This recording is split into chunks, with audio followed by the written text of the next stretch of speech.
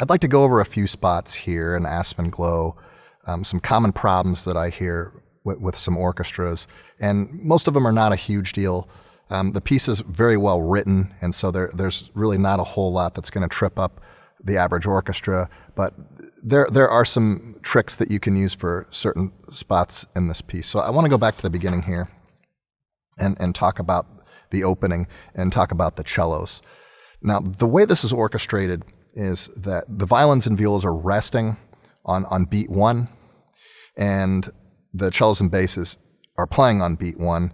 When the cellos are playing on the C string and crossing to the D string, a lot of times they're not able to activate the C string, and the first note's kind of lost. But because of that rest, with the violins and violas, a lot of times you don't notice it as much. But still, I like to make sure that my cellos are set up to where they can really activate the C string and you can hear both eighth notes clearly. I like to have them set their bow on the C string and really grab the string so that they can wiggle it and make sure that they're using enough grip to be able to resonate that E here or the C here or the D here in measure 4 so that the first note doesn't get lost. The other problem could be that the cellos aren't getting enough shoulder rotation to the C string so that they're playing with flat fingers and they're not pushing the string down hard enough. So, and that's also going to affect their intonation as well. So definitely watch to make sure that they're rotating their shoulder to access the C string so they can put enough pressure down on the string with the left hand so that they can resonate the string. You can check for this, especially on that D on the C string in measure 4. You can have them first finger D on the C string and then have them pluck the C string with the first finger down and try to hear if you're getting ring or resonance from the cello. If you are and you can hear that note carry, likely they're pushing down the string hard enough.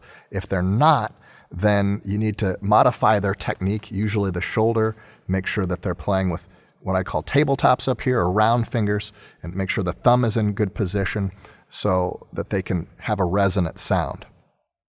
A lot of times I'm listening to an orchestra play Aspen Glow and the first 16 measures are wonderful, and then all of a sudden we get to the anacrusis to measure 16 where the first violins cross strings to the E string, and all of a sudden we get really harsh E string tone and it just comes out of nowhere. So in season 1 I did an episode on the E string, and you might want to check out that video if you're having a lot of problems here. But just the simple solution is just make sure that they're not putting too much pressure on the E string. Really light bows, lots of bow speed, and you also want to make sure that with the left hand that they're not twisting the wrist to get onto the E string. Rather, they're rotating the shoulder so that they can use round fingers. If the flat fingers, again, they're not going to be pushing down the E string the right way. Their intonation's going to be bad. They're not going to be accurate there. So watch the left hand, make sure it's set up right, and make sure that the bow is nice and straight and not a lot of weight on the E string, and that should solve most of your problems. If you're still ending up with problems there, go watch my video on the E string. I've got some demonstration exercises and some tips and tricks for how to make your students play with a nice round sound on the E string so it's not so bright and strident and just tone that doesn't really match the style, the feeling of the rest of Aspen Glow. All right, in measure 34, we have our bass section do a little bit of shifting. And the bass section is the only section that has to do any sort of shifting here in Aspen Glow. They've got to be able to get up to that C on the G string somehow. The way I like to practice this is I like to isolate this and have them play with the cellos. Now the cellos are going to be an octave higher than the basses, but they have a good reference point, and you can practice slowly going from the A to the C, that minor third there.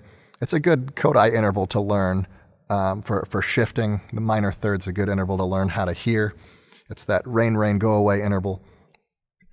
And we can shift back and forth from A to C so they get that shift. Make sure that your basses are using good fundamentals when they're shifting.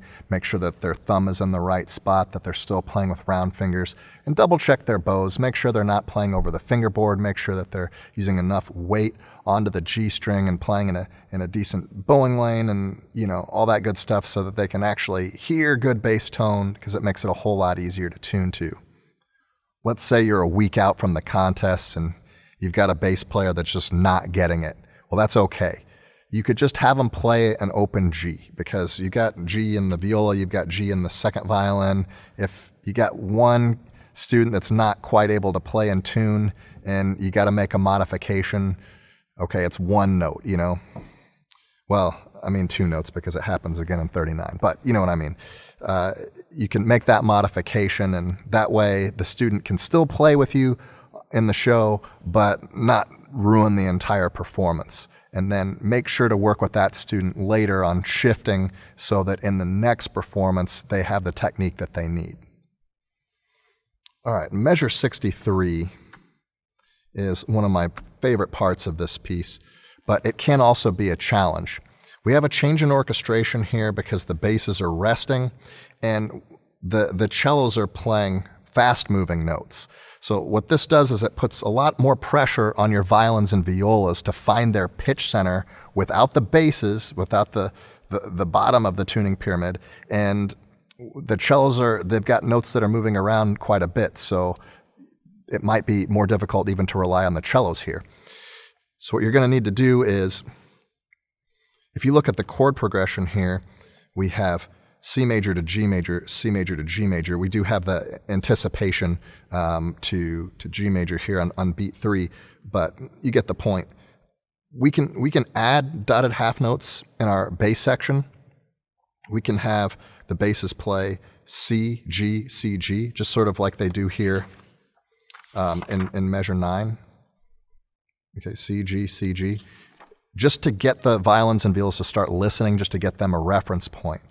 And then you can wean the orchestra off of the basses eventually, but just to get them that bass note to tune to can make a big difference until they can start listening and finding their notes, and then you can take the basses out if tuning is a problem there. Last but definitely not least is this pizzicato section at 76. Pizzicato is hard, and we have to make sure that it's well prepared. There's a couple of different ways that we can approach this. The first way is that in measure 75, we can change the rhythm to a half note from a dotted half note and rest on beat 3. During that rest, the students need to be able to grab the string, pull it back, and then release right on beat 1 of 76. When you practice this, practice it slowly to give the students more time to get set up and go from arco to pizzicato. If you look at the way this is written, there isn't a rest in 75. So some orchestras would prefer to play that note full value, but also we don't want it to be sloppy at 76. We want that pizzicato note to be prepared. So what we can do is we can have half of the orchestra, let's say the inside players, we'll split it up as a divisi, sustain the entire note, and then we'll have the outside players rest and then come in at 76. Okay, well, the inside players who are playing the entire note, they're not going to have time to come in 76. So they're going to rest on beat 1 of 76 and come in on beat 2 instead. So they're going to omit, in second violins and violas, the first note. In first violins, cellos, and basses, they're going to omit the first 2 notes because they're eighth notes. And that will give you the length that you need at 75 and the accuracy that you need at 76. Because in 75, you're ending a phrase, the phrase is going to naturally decay there. So if you have players that are cutting out on beat 3, it's just going to help that phrase. And then at 76, you're starting a new phrase. So if you have players entering on beat 2 rather than on beat 1, it's going to help that phrase develop.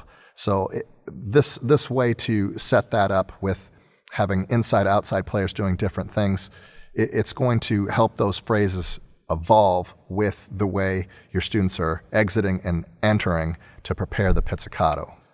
What you really don't want is for your students to try to play 75 long and then, get onto the string at 76 and it kind of sounds like popcorn kernels busting in the microwave at random times. Nobody wants to hear that. And a lot of times, you'll hear Aspen Glow and everything is going great. And then we're right here towards the end and all of a sudden it's just a disaster at 76 and 77. Maybe by 78, everybody's kind of found the beat again. But it's just really unfortunate. It's just an unfortunate way to end the piece, and that's really a bad last impression to make on a judge too. So I recommend that you figure out a strategy for how to play that accurately in 76 and make sure the students are able to prepare the pizzicato notes. So that's Aspen Glow. If you have any spots in here that your orchestra is having trouble with and you want some tips on that, please leave a comment in the comment section below, or if there's something that I left out that you'd like to contribute, likewise, just put a comment in the comment section below, and we'd like to have a conversation about your thoughts on how to rehearse this piece.